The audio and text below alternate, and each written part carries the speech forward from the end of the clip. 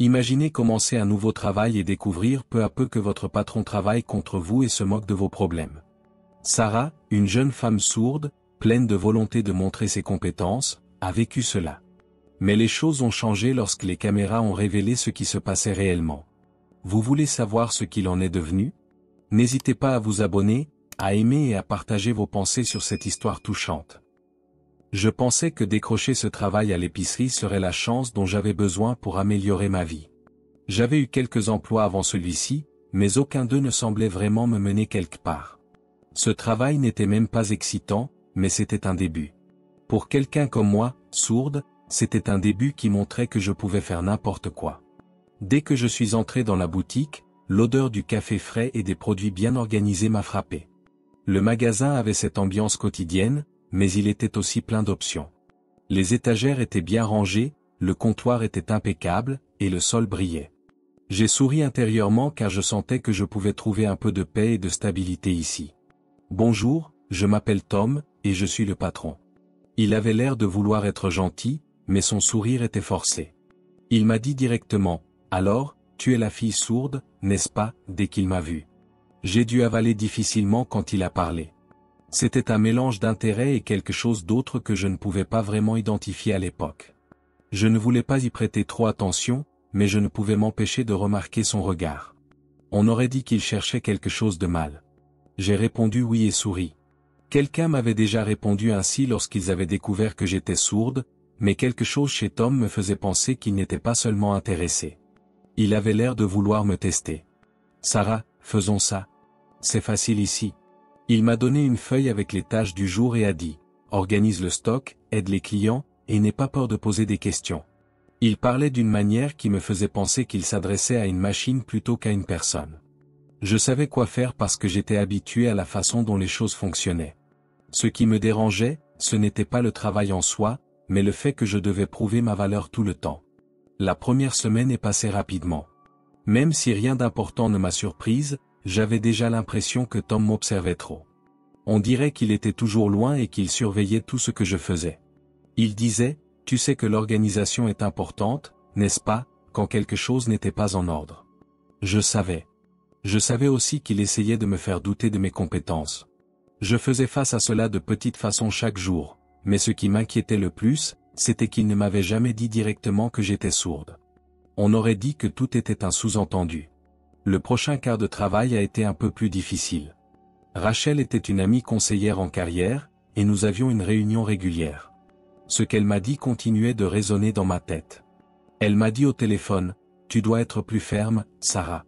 Sinon, ils finiront par te sous-estimer. » C'était quelque chose avec lequel j'avais toujours eu des difficultés. Au travail, j'avais l'impression que je devais être meilleur que bien chaque jour. Je devais être génial. J'avais l'impression que Tom attendait que quelque chose aille mal. La deuxième semaine, quelque chose de facile mais d'important s'est passé. Il m'est venu à l'idée que certains articles avaient été déplacés pendant que j'étais dans la réserve à déplacer des cartons. Les 2 premières fois, cela ne m'avait pas beaucoup dérangé, mais après la 3e fois, j'ai su que ce n'était pas un accident. Quelqu'un jouait avec mes affaires, et même si cela n'avait pas d'importance, j'avais mal au ventre.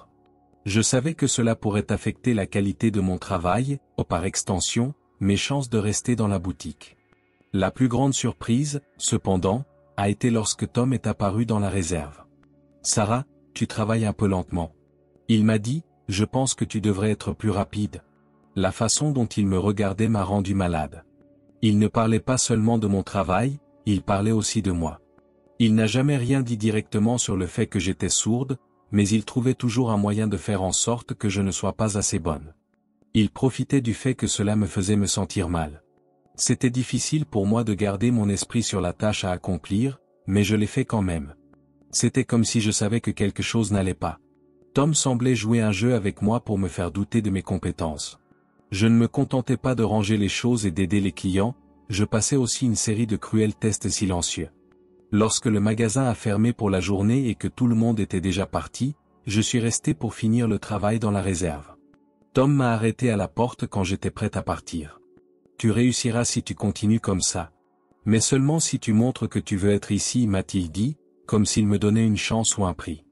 Je savais qu'il rigolait quand il disait qu'il m'aidait, mais il voyait vraiment jusqu'où je pouvais aller.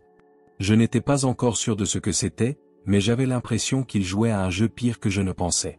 Quoi qu'il en soit, je ne voulais pas être celle qui souffrirait à cause de cette histoire. Comme toujours, ni Tom ni les problèmes ne m'arrêteraient d'atteindre mes objectifs. La guerre venait juste de commencer. Les choses ont commencé à se calmer au travail, mais il y avait encore quelque chose qui n'allait pas. J'ai essayé d'oublier les petites choses qui me dérangeaient et de me concentrer sur ce qui était important, l'expérience. Mais au fil des semaines, je ne pouvais plus ignorer les tendances que je voyais. J'avais l'impression que le monde me mettait à l'épreuve, et je savais que Tom et moi nous concurrencions d'une manière que je ne pouvais pas exprimer. Au début, je ne disais pas grand-chose à propos de ma surdité. C'était mieux pour moi si les gens me voyaient comme une employée normale et ne remarquaient pas mon handicap. Mais le fait qu'ils ne pouvaient pas se parler directement est devenu un problème.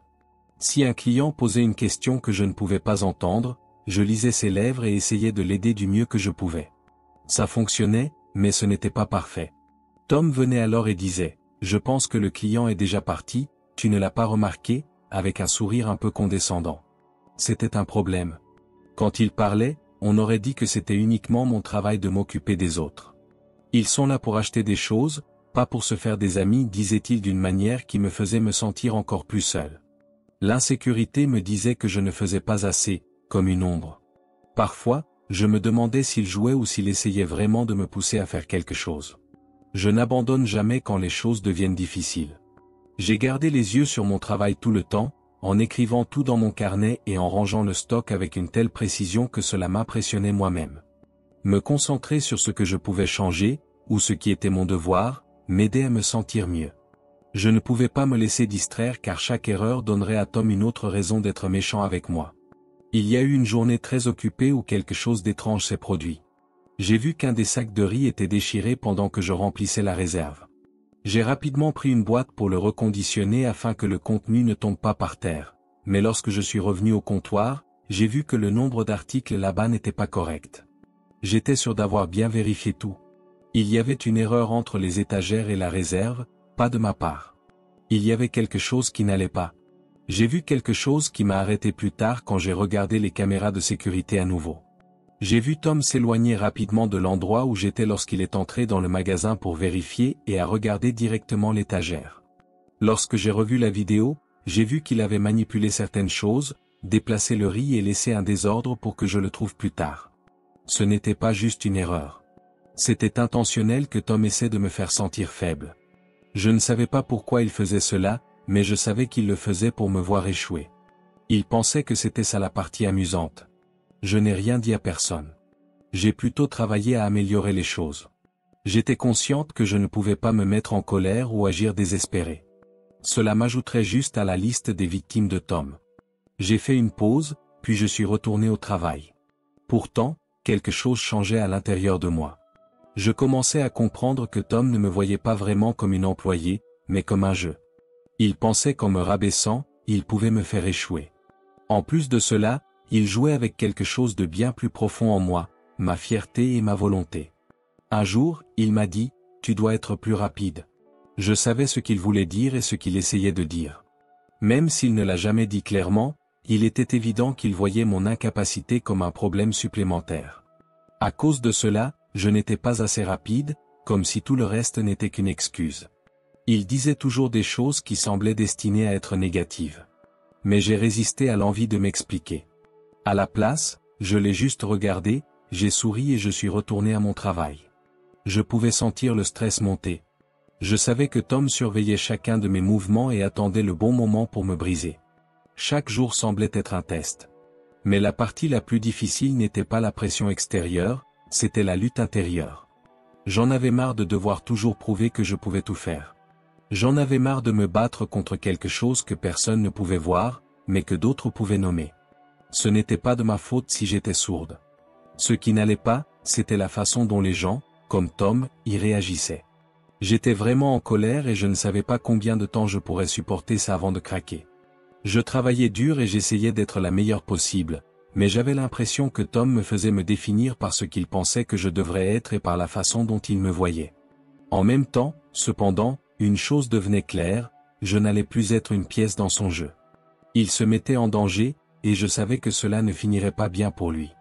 Rachel m'a envoyé un message pendant l'une des pires nuits, alors que j'étais seul à trier le stock et à réfléchir à tout ce qui s'était passé. Sarah, tu dois arrêter d'être aussi dure avec toi-même. Tu es merveilleuse telle que tu es. J'ai ressenti un calme après avoir lu ces mots simples et directs. C'était comme si j'avais trouvé une encre, ne serait-ce que pour un moment. Les mouvements de Tom ne me dérangeaient plus car je savais que je devais continuer. J'étais prête à me défendre. Ce qu'il voulait ne comptait pas. Il était important pour moi de garder mon honneur et mes objectifs personnels. On aurait dit que l'air dans le magasin était rempli d'électricité que je ne pouvais pas voir mais que je pouvais sentir.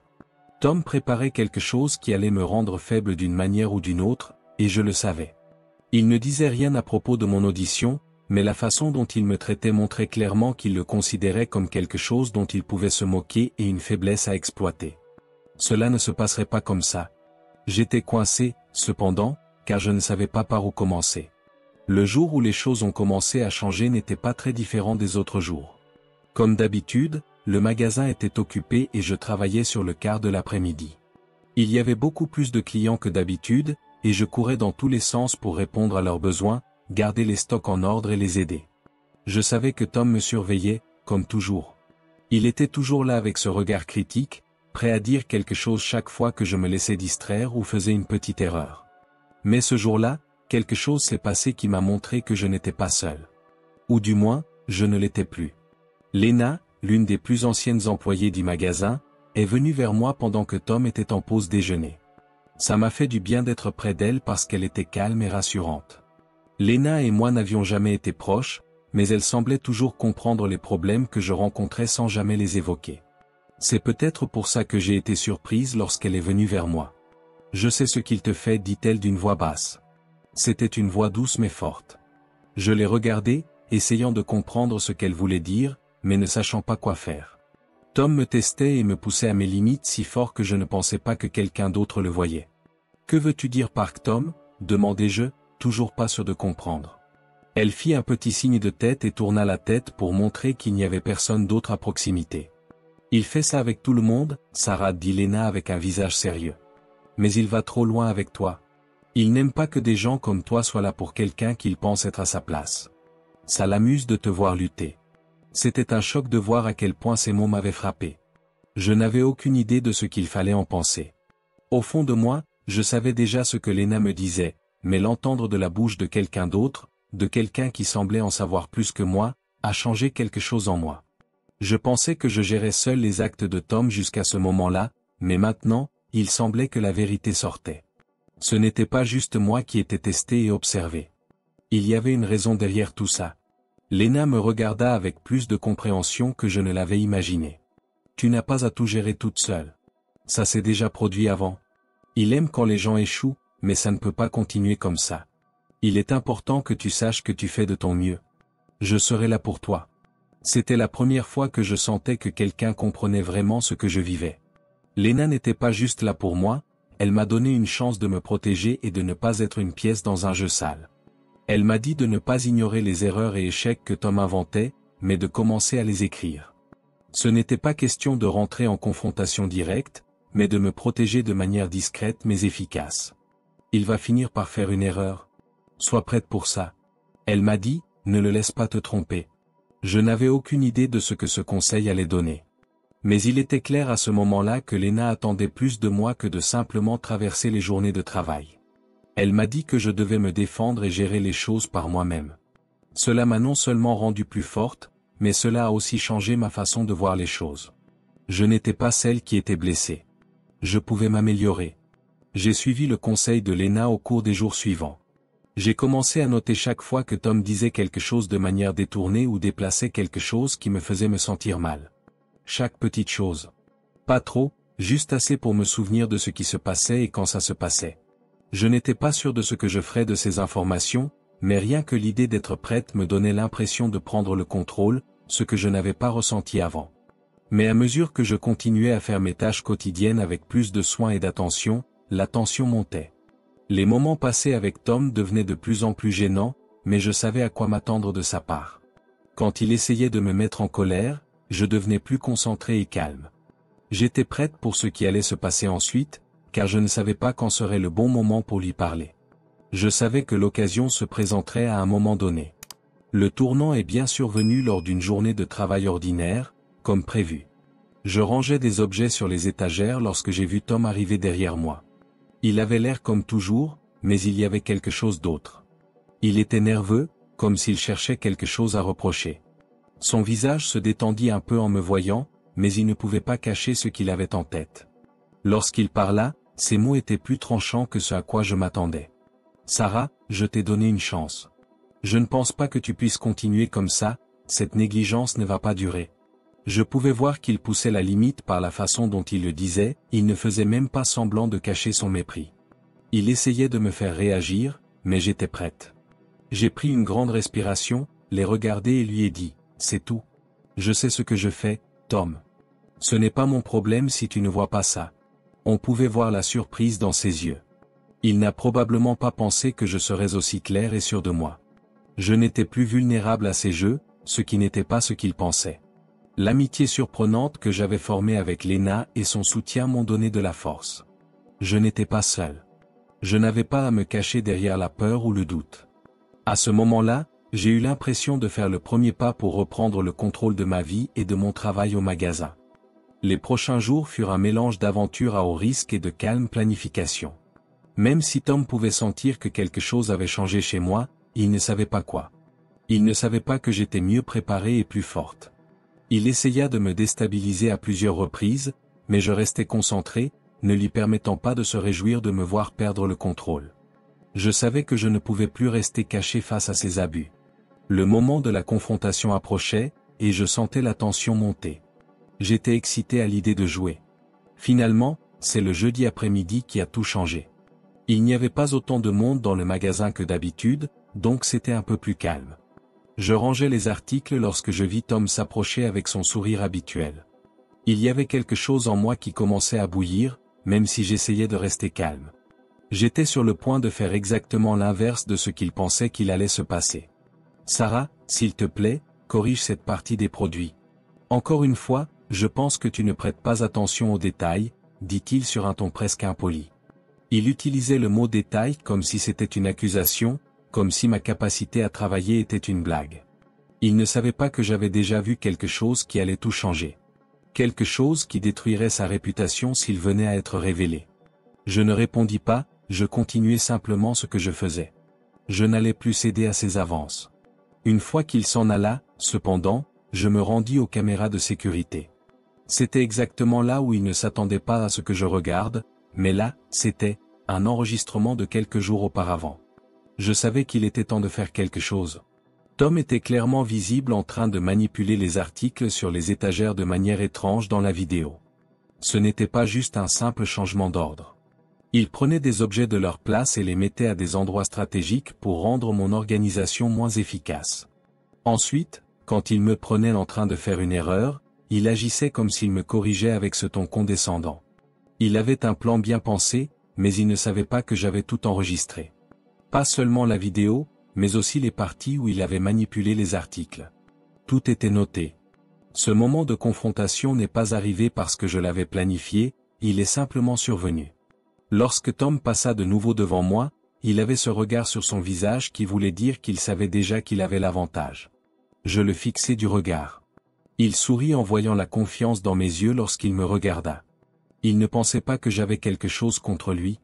Tom, dis-je en premier, en gardant ma voix forte mais maîtrisée. La façon dont il me regarda me fit penser qu'il y avait quelque chose qui n'allait pas. Je sais ce que tu manigances.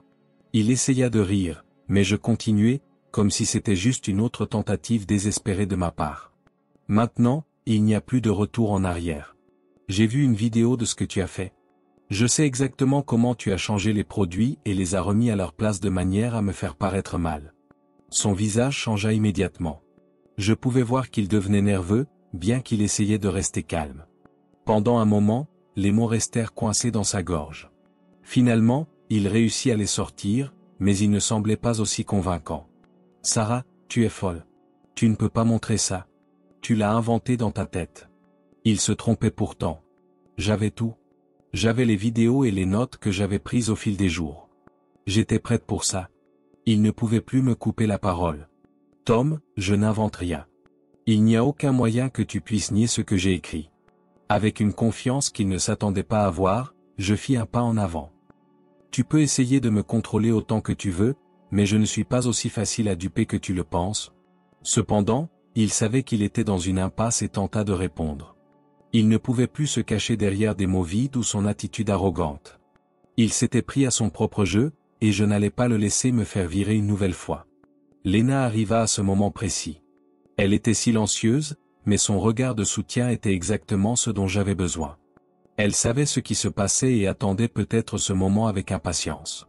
Elle s'approcha de nous et se tint fermement, mais pas de manière agressive. « Tom, tu peux essayer de tromper tout le monde, mais nous ne te laisserons pas faire. » Sa présence à mes côtés était comme une soupape de sécurité. Je savais qu'elle serait là pour moi. Je n'étais plus seul. Il n'avait plus rien à dire. Il savait que s'il essayait de changer les choses ou de rejeter ce qui se passait, cela ne ferait que montrer à quel point il était défectueux. Je ne serais plus la seule contre lui. Pour moi, avoir Léna à mes côtés était comme avoir un mur autour de moi. Tom ne pouvait rien dire, et la dernière chose qu'il fit fut de s'éloigner en marmonnant quelque chose que je ne pouvais pas comprendre. Il partit, triste, avec un regard que je n'oublierai jamais. Il savait qu'il avait perdu et qu'il ne pourrait plus manipuler l'histoire. Mais au fond, j'avais l'impression d'avoir gagné. Il n'était plus question de prouver quelque chose à Tom ou de gagner une lutte d'ego. Il s'agissait de reprendre le contrôle de ma vie, de me montrer que je pouvais gérer les problèmes, et de ne pas laisser d'autres personnes décider de ma valeur. La pensée que je n'étais pas assez bien était le plus grand problème que j'avais dû affronter, mais je l'avais vaincu. Je ne savais pas ce qui allait se passer ensuite. Cependant, au fur et à mesure que la nouvelle se propageait dans le magasin, l'ambiance changea. D'autres employés commencèrent à venir vers moi pour me soutenir et me montrer leur solidarité. Certains s'excusèrent même de ne pas avoir vu ce qui se passait plus tôt. C'était comme si un rideau avait été tiré, permettant à tout le monde de voir la vérité. Ce qui était encore plus important, c'était que je n'étais pas la seule cible de Tom. Ses manigances furent découvertes, ce qui non seulement révéla qui il était, mais renforça également ma position dans le magasin. Je n'étais plus juste la fille sourde qui essayait de survivre dans un endroit dangereux. Une travailleuse compétente était admirée par ceux qui me connaissaient pour ce que j'étais, et c'était la plus grande victoire de toutes. Après l'argument avec Tom, les jours suivants furent très occupés. Aussi vite que la vérité s'était répandue, les collègues qui avaient été proches de moi auparavant sont venus me parler et me soutenir. Je savais que la façon dont j'avais géré la situation les avait touchés plus profondément. Ce qui, à première vue, semblait être un simple conflit d'ego s'était transformé en une question d'honneur. Sarah, la fille sourde que tout le monde pensait qu'on allait regarder de haut, était maintenant perçue d'une manière que je n'avais jamais imaginée. Léna fut l'une des premières personnes à venir me voir après tout cela. Ce n'était pas comme elle de rester silencieuse et de regarder, mais cet après-midi-là, elle était différente. Au lieu de ses mots habituels, prudents et bienveillants, elle me regarda avec un sourire et des yeux remplis d'admiration. Tu n'as aucune idée de à quel point c'était génial de voir ça. Son ton n'était pas juste un compliment, c'était du respect. Tu lui as vraiment tenu tête, dit-elle. Elle était là, comme elle l'avait toujours été, mais quelque chose dans son regard me disait qu'elle voyait en moi plus qu'un simple membre du personnel. Elle voyait de la force. Elle voyait une femme qui avait enfin confiance en ses propres compétences. Le changement n'était pas seulement extérieur. Quelque chose avait changé profondément en moi. Il était évident pour moi que cette victoire ne portait pas seulement sur des égos en jeu. Cela touchait quelque chose de plus important. Il s'agissait de mieux me connaître. Il s'agissait de comprendre que ce qui faisait ma force n'était pas ce que je disais, mais ce que je faisais. J'avais enfin vu combien je pouvais défendre ce en quoi je croyais et me battre bec et ongles. En fait, j'étais maître de ma propre vie. Lorsque je regardais autour de moi dans le magasin, je remarquais que tout avait changé. Je ne me sentais plus obligé de me cacher ou de m'excuser d'être moi-même ici. C'était un endroit sûr pour respirer, où la vérité avait enfin été dite. Je me sentais plus en sécurité à chaque pas que je faisais dans cet endroit. Mes collègues me respectaient sans que je n'aie à le mériter. C'était déjà là. Maintenant, je devais tenir ma position et me dire chaque jour que j'étais forte. Tom, quant à lui, n'était plus là. Il n'avait pas vraiment disparu, mais ses actions et ses manipulations avaient cessé. Lorsque la police s'est adressée à lui, je ne savais pas qu'ils enquêtaient aussi sur d'autres accusations à son encontre. Son nom fut retiré des affaires et, à la fin, le magasin se sentit plus léger. Dans ce cas, la justice n'était pas seulement une question de ce qu'il m'avait fait. C'était aussi à propos de toutes les personnes qu'il avait essayé d'abaisser, de manipuler ou de contrôler, et maintenant il était enfin hors de vue. Mais ce qui restait pour moi, ce n'était pas le désir de vengeance. Pas parce que les gens étaient heureux de voir ce qu'il y arrivait. Après tout cela, j'avais l'impression d'avoir enfin fait le pas dont j'avais toujours eu besoin. C'était la première fois que je laissais quelqu'un me voir. Pas en tant que fille sourde, mais en tant que femme compétente qui savait ce qu'elle valait et ne laisserait personne le lui enlever. En sortant du travail ce soir-là, je pris de profondes inspirations en marchant dans les rues éclairées par de douces réverbères. Bien que la ville fût calme, je pouvais ressentir un grand changement en moi. Je me sentais calme. Pas parce que tout allait bien dans le monde, mais parce que j'avais trouvé la paix en moi-même, ce qui m'avait semblé si lointain auparavant. En me préparant pour aller me coucher dans ma chambre, je pensais à tout ce qui s'était passé. Ce n'étaient pas les conditions extérieures qui avaient changé, mais moi. J'avais surmonté ma peur du jugement, ma nervosité à l'idée de montrer qui j'étais et ma honte d'être moi-même. Je n'étais plus prise en otage par ce que les autres voulaient. Je savais comment tenir bon. C'était déjà une grande victoire en soi. À ce moment-là, je ne sentais pas que je devais prouver quoi que ce soit à qui que ce soit. Je n'avais pas besoin de me cacher derrière des titres ou des limites que d'autres m'avaient imposées. J'étais suffisante. Lorsque je me réveillais le lendemain matin, je savais que je n'étais pas seulement prête à aller de l'avant. J'étais prête à affronter chaque nouvelle tâche avec la confiance de quelqu'un qui avait déjà remporté l'une des plus grandes batailles de la vie avec elle-même. Il y a des moments où nos combats ne sont pas contre d'autres personnes, mais contre nous-mêmes. Les plus grandes victoires que nous pouvons avoir sont de surmonter nos propres doutes, de croire en nous-mêmes lorsque personne d'autre ne le fait et d'avoir le courage de se lever lorsque les choses tournent mal. La vie nous donne toujours des problèmes à résoudre, et nous avons tous nos propres problèmes. Mais battre les autres n'est pas vraiment le succès. Il vient du fait d'apprendre à surmonter nos défauts, à croire en nous-mêmes et à nous traiter avec bienveillance. Et lorsque nous faisons cela, le monde autour de nous commence aussi à changer. J'ai maintenant une nouvelle vision de la vie. Cela aide de savoir que je ne suis pas la seule à traverser des moments difficiles.